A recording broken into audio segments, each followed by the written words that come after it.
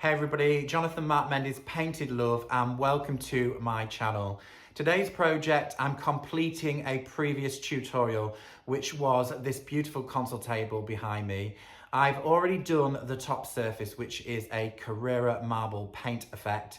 If you fancy seeing that, I will link it in below this video and you can get up to speed. But for now, we're gonna work on the lower proportions of this. We're gonna add some real age and character, kind of make it look like it dropped out of a French chateau. So let's take a closer look at the piece of furniture.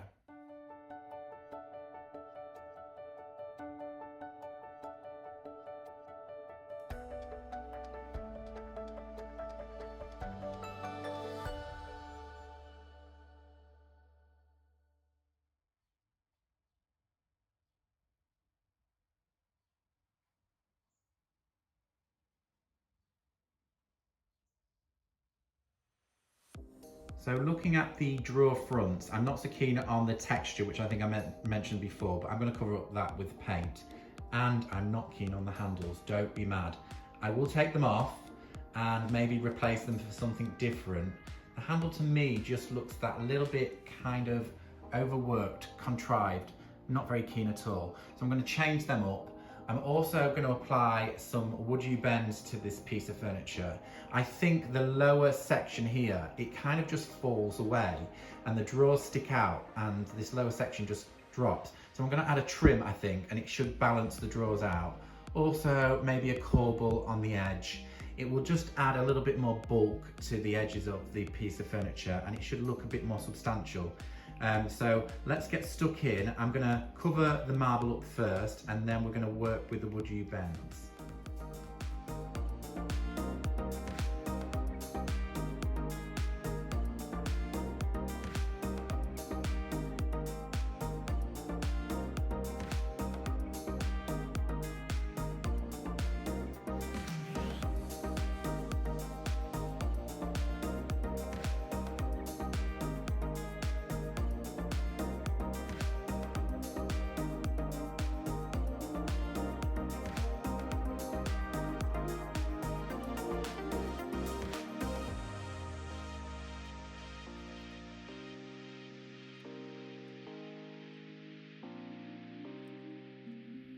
So you may have seen in that short video, my handle went flying across the workshop.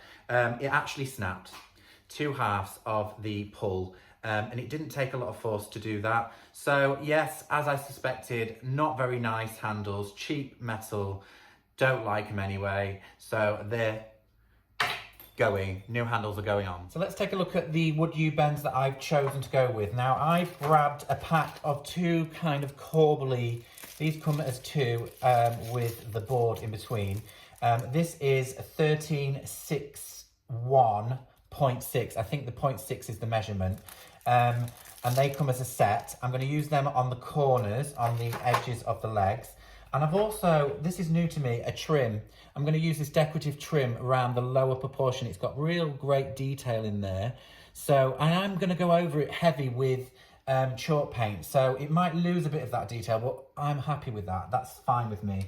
Also, I'm going to be using Titebond as a glue to glue it, and a blade to cut them, and of course a heat gun to heat them up. What you can see me tapping around on here is my kitchen baking tray.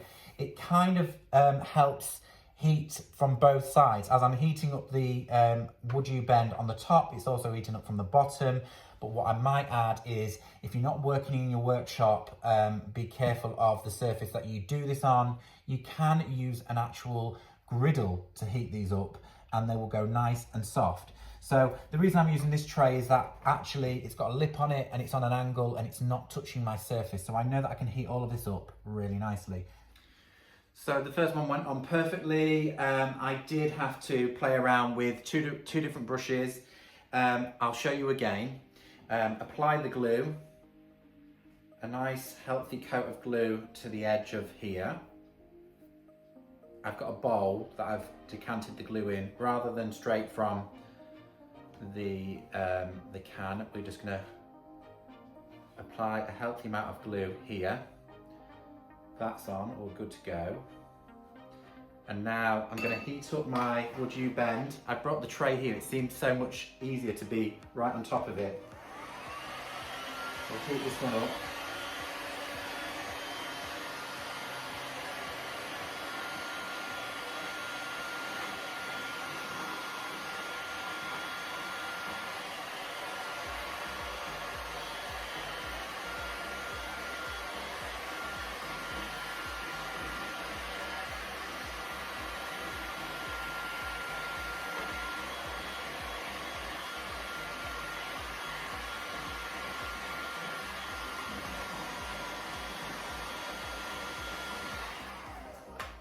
Whilst it's still warm, I'm going to hold it in one hand. It's a bit fiddly and I've got to, but just get it on there, get it on, and you can play around with it afterwards. I've overlapped at this end. I've kind of overlapped because I'm going to cut through on an angle. And I'm going to take it right to the other end and I'm going to do a loose cut here. So I know that it's about there. Cut through that. Once I've got it cut through, that's a bit of a mess that. There we go. Right, I can wedge that into there. This can go back on the plate. Now I can play around with this. I can go straight into that corner, pushing in whilst it's still warm. If you need to heat it up again, you can do. But for now, it's just kind of refining where it goes. I'm following that contour, pushing, pushing, pushing. And then I'm going to follow the crack of that. I'm going to put a line through it with the blade. I'm going to heat it up again, cut them when they're warm. Won't take a lot of heat.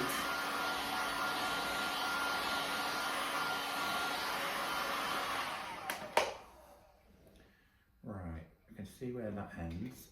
There is a bit of stretch in these as well, so I'm going to cut that in a straight line, get rid of the surplus. Sticking to one another, that's it. Bring that down so it marries into the other piece nicely. Lovely, lovely. So I can play around with that now. I'm going to push, keep on pushing the glue out. So what I've done here, where I've got excess glue on this trim, I'm just going to clean up. I've got a brush that has water on it. I'm just going to use that on the edge. I've kind of flicked off the water, just wet that a little bit to clean up that glue, and then keep on pushing. You'll get a little bit of residue that comes out. And then we're going to just, once again, start heating up. And also, I'm using my apron to offload the water to then take the surplus bit of glue away, just to clean it all up. You will have little bits of glue, but this is going to be painted over so heavily, it won't really matter. So, let's heat this up and keep on pressing down.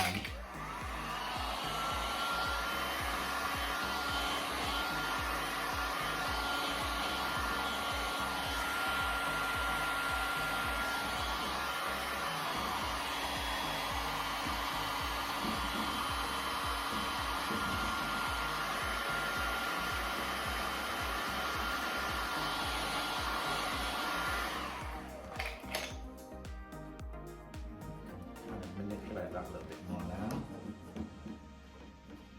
Press, press, press. And you can see lots of excess glue just squirting out. This means you've got great adhesion to the surface. If you're seeing glue still come out, it means that you've flattened and pressed it so hard against. It's got a nice contact to contact adhesion. And then I can go back for my little brush, dip into the water, flick it off, and then just clean up that glue, and then dry brush the water away, again, take up that excess, and it just cleans everything up nicely. There's still a little bit coming out, but not much.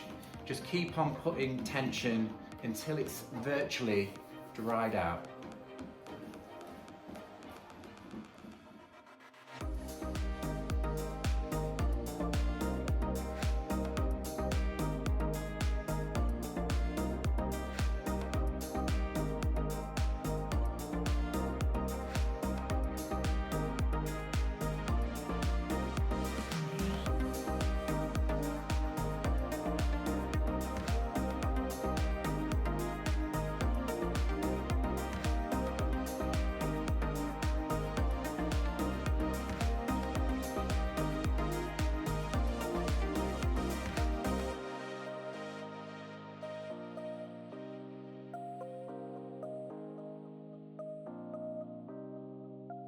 So I'm super happy with how the trim came out along the edge. Now I'm going to work on these corbels. Like I said, I'm going to fold these round the corner, but what's going to happen is there'll be too much material to bend this. So I've got to kind of take a groove away from here. So I'm going to start heating up and slowly take a bit of material out, and hopefully we'll get a nice fold to wrap around the corner. So I've made a line down the middle of this WoodUbend, and what I really need to do is cut into the WoodUbend like down to about 1 centimetre and then a triangle down throughout the middle like that. So I've got to remove that material. I noticed that the WoodUbend is the thinnest part is about here, so I'm not going to cut beyond this part here. So I'm going to start building away very carefully. I'm going to start taking the blade into the WoodUbend to about the depth that I want to, so a bit further. You may have to heat up the WoodUbend a few times to get this. It's still quite hot, so I'm kind of where I need to be. Now I'm going to go on an angle again, watching your fingers. I've had a nasty accident with a blade, so just take your time over it. So little bit by bit, take away a bit of material. If it's nice and warm, it will slowly work its way through. Yeah, just keep on checking. It's about a 45-degree angle because that's what a corner is. I'm going to cut through that and drag that out. Look, there you go. It's just purely to remove enough material to be able to bend it. So that's what we've got, a little triangle there. Now I'm going to heat up again and do the same on the other side, and hopefully we'll be able to fold this shut.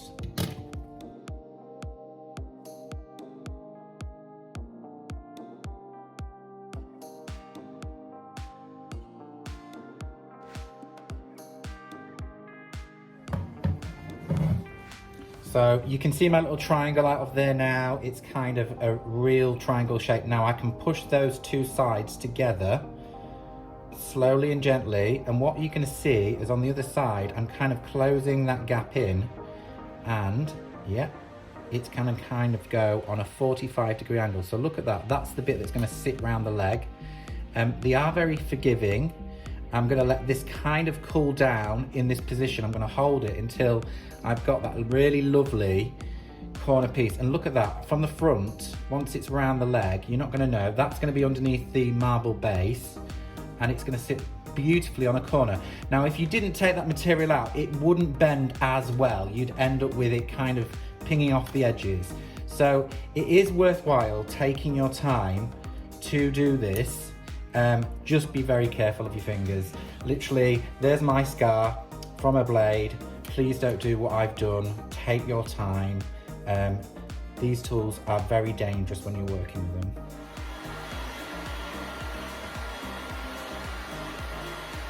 So I'm reheating my WoodUbend. What happens at this point is, as they heat up again, they try and go back to the original shape. But that's fine. I've dry fitted this. I know that it will work, so I'm just going to give it gentle heat until it's got the flex back in it again. That should do it. And then I'm going to use my quick and thick straight to the WoodUbend. I'm also going to put it down that crevice because that will help stick it together.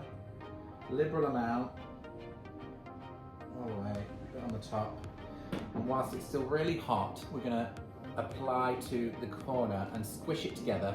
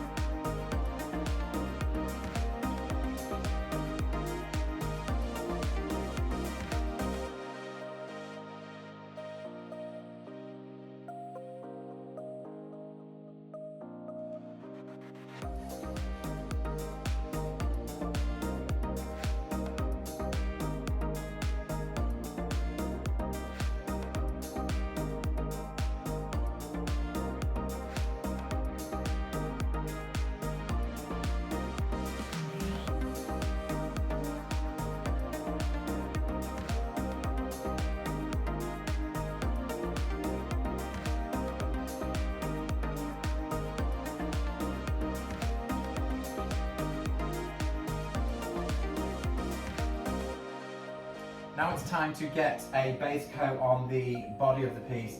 I've gone all over the colour wheel with this in choice, and I was going to go duck egg with a softer wash and ragging over the top. But I've decided to go with a colourway that I haven't done for a long time, but I know that I like it. So I'm going with French linen, olive, and a little bit of graphite into the French linen. And I'm going to kind of create a blend of those colours, kind of thick and with textural in the surface. So when we do the colour wash, it kind of grabs the paint in different ways. So it should look really faded and beautiful. So let's get stuck in with the first coat.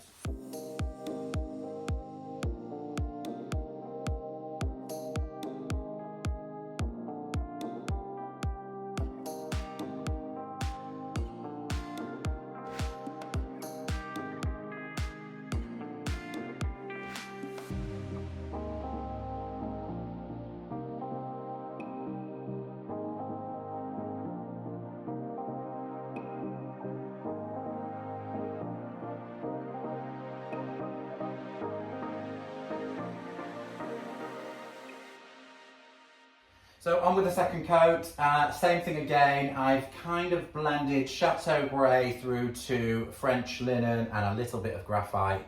It's a subtle kind of thing. I'm using all three cans, just dipping the same brush. I'm not worrying too much about how it goes on because the wash will change all of that. So back with this side, adding texture, remember, kind of any what way with the paint. Not worrying too much how this goes on. Second coat is always much easier.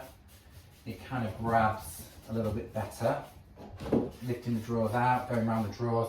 I will neaten inside the drawers afterwards. I might even wash off the chalk paint right down to the original finish, the manufacturing finish, which is a kind of pale colour. I can just wipe it straight back off with a damp cloth, so that's not a worry to me.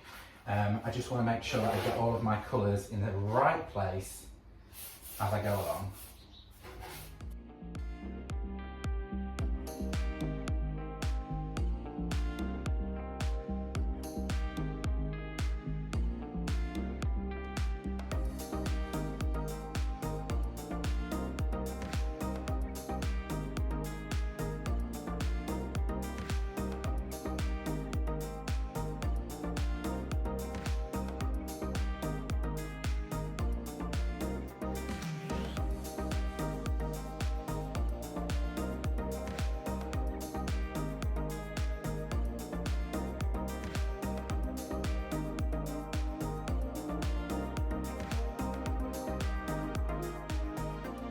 So I'm mixing up my colour wash for the piece. I've used an old microwave bowl.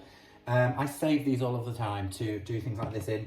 And I've put in Paris Grey. I was going to go just Old White, but I think Old White's kind of quite stark. So I've put Paris Grey and I'm going to put a little Old White just to lighten that up a fraction. So pop that in the bowl. Now colour washing. A lot of people ask me the ratios. I always do it by eye. It's just a feel thing for me now. I would say about 50% paint to 50% water. There is going to be other water involved, so about 50-50 is about right. I'm going to mix the two of them together with the brush that I'm going to use. This is a big old brush, and it's a square brush, which means I can get into all of the nooks and crannies. Yeah, that's quite nice. Just a fraction light. I'm going to pop a little bit more Old White in there. Just a little bit more. That's it.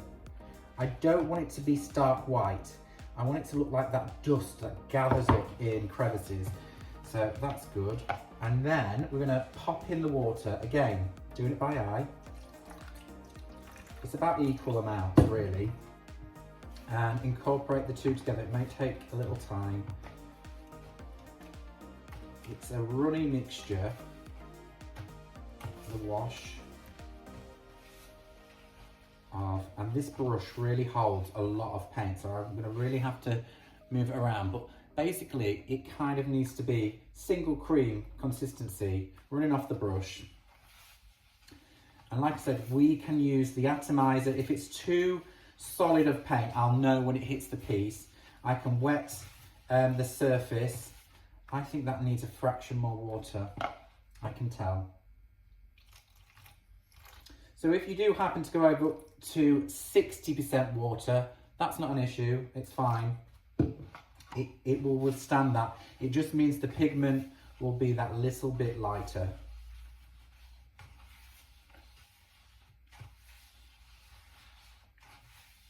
Yeah, that's where I'm at. You must keep this moving in the bowl as well, because the two, water and paint, will try and separate itself. There we go, that's my colour wash. Let's apply to our painted surface. So I have my wash ready. I have 2 lint-free cloths. Now these are really, really soft. One of them I'm going to keep dry. The other, I have a bucket of water here that's going in there submerged.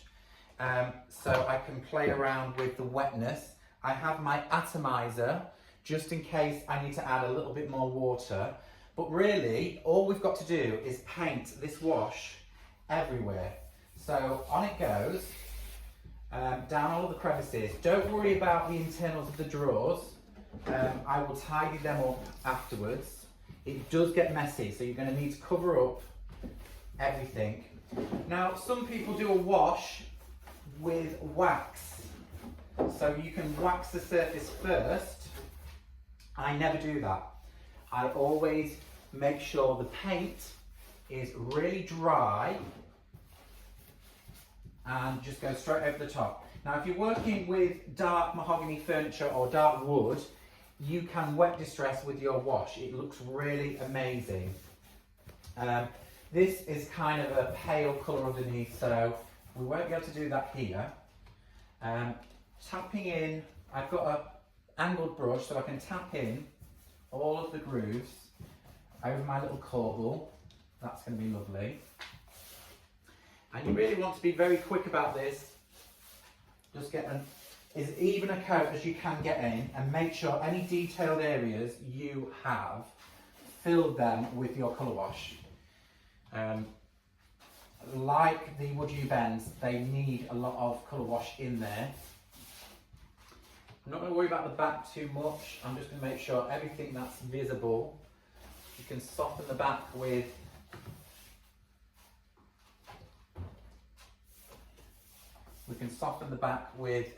the cloth. What you also have to be very mindful of is if you don't allow the paint to harden really well, and you can do this the next day, you could reactivate the colour of paint that you've layered up beforehand. So make sure it's nice and dry.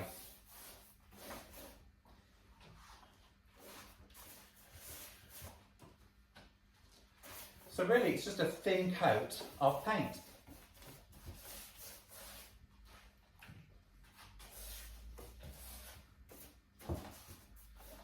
Again, any what way, allow the brush to be kind of free with its brush strokes. We're going to do the back. Why not? I can work quick.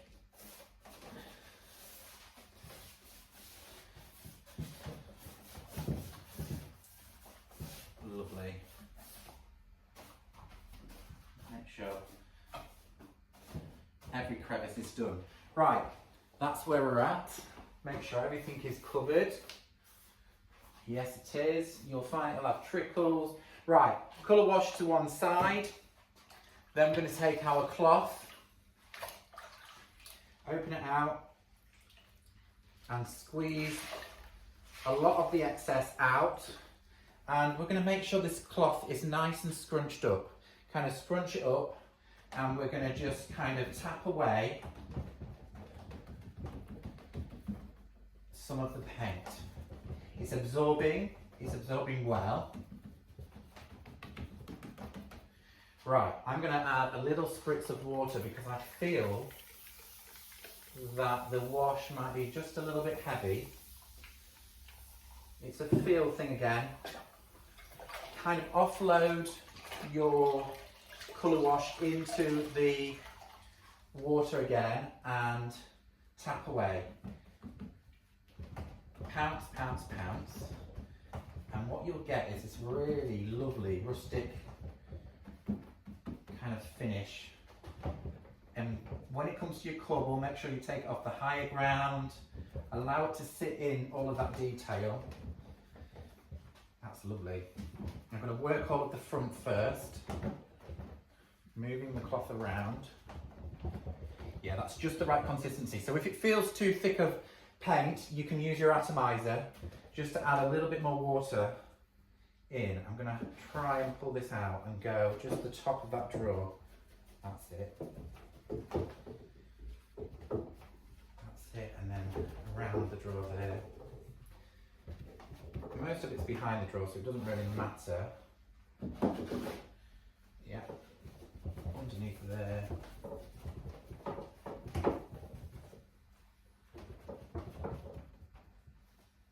Down the side of the drawers, a little bit underneath. We didn't do that one underneath, did we? Lovely.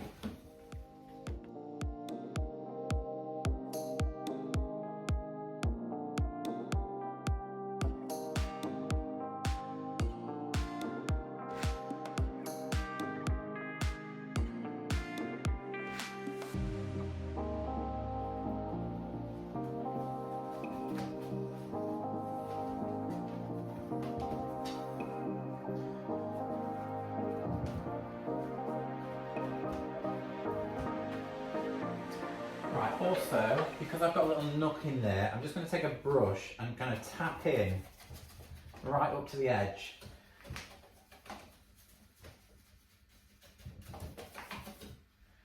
Because it's a difficult area, I just want to push some of that colour wash and soften.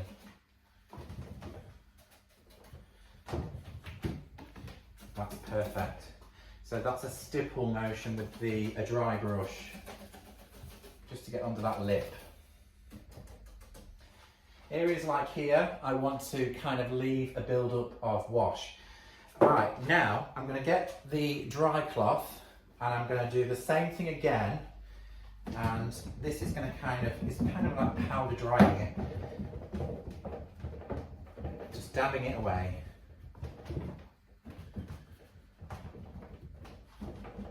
Right, I want to take a little bit more residue off here. So I'm going to spray again. Not much. The atomizer will only allow you to take a little bit of water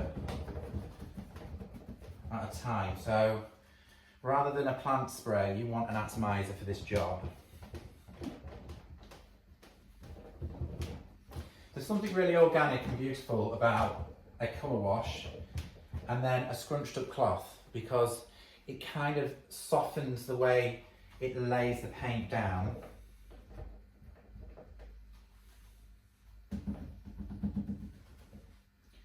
I'm going to go back to the wet cloth, I think, here, because it's a little bit heavy.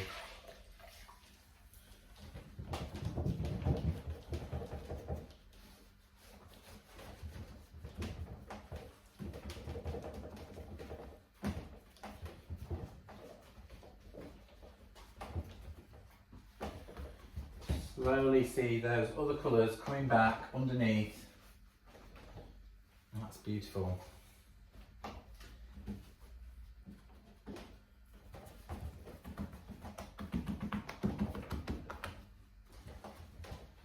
Such a soft hue. It works really beautifully with the marble. I know this is going to look great, and now I feel very happy with my colour choice.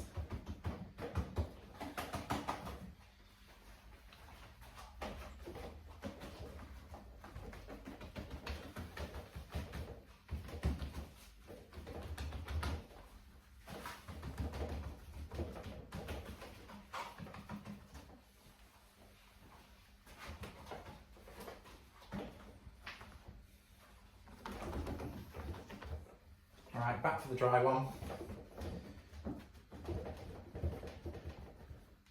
Now you can be slightly more agitation with this. You can kind of take the top surface away by kind of agitating it a little bit. Don't go too hard. If you want a wet distress look and you want the dark wood from underneath to shine through, this was not dark wood, so we couldn't do that. Also, another quick note. The WoodUbends can be stained dark, so you would pre-stain them once you glued them on. So you could, if you've got a dark piece and you want dark to come back, you could really distress that back to a dark section.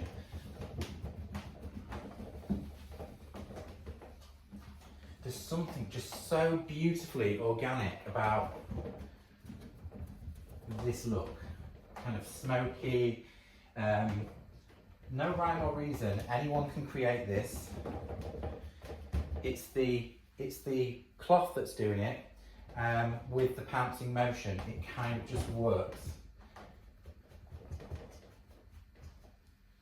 And it's leaving lovely details.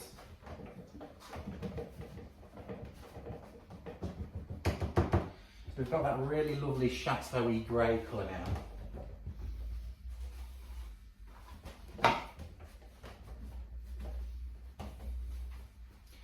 Right, I can really feel here that it's slowly starting to dry, so I can be a little bit more, I can agitate that a little bit more and take the top surface away, just to reveal some of the green in certain areas, not everywhere, just slightly.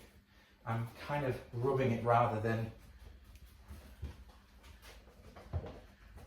tapping now, so that kind of brings back a little bit more of that green underneath, but still leaving sort of the colour wash there. That's lovely. And if you take too much, go back in with your wash cloth, the wet one, and pop a little bit of paint back. So it's just play thing. Something really natural about that. Love it.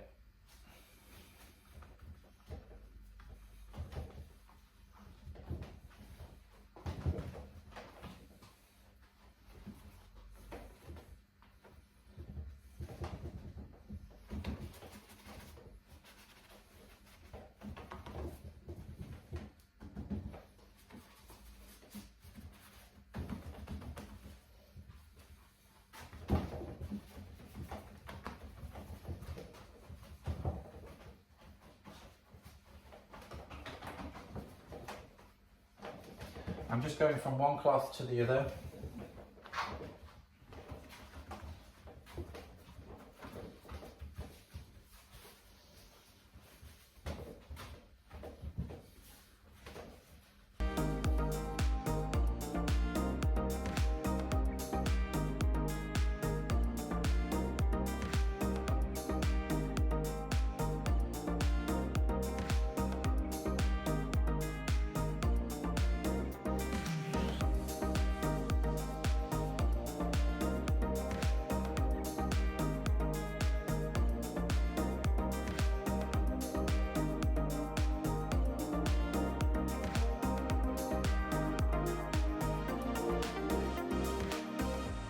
I am super pleased with the outcome of the colour wash and ragging on the body of this piece.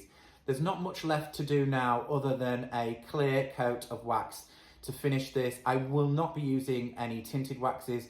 I do not want to hide all of that beautiful patina that we've just created. The other thing is a change of handle. This is what I've decided to go with. It's a hammer effect cast iron, keeping it really simple and open through the middle of this piece of furniture. So that's it, guys. If you've enjoyed today's tutorial and you're new here, don't forget to subscribe and hit the notifications bell for future projects. And to all of the other followers that have joined me on this journey, thank you so much. I really appreciate all of your lovely comments, and I will always endeavour to do my best to answer any of your questions in the comment section. Lots of love, guys. I will see you next time. Take care.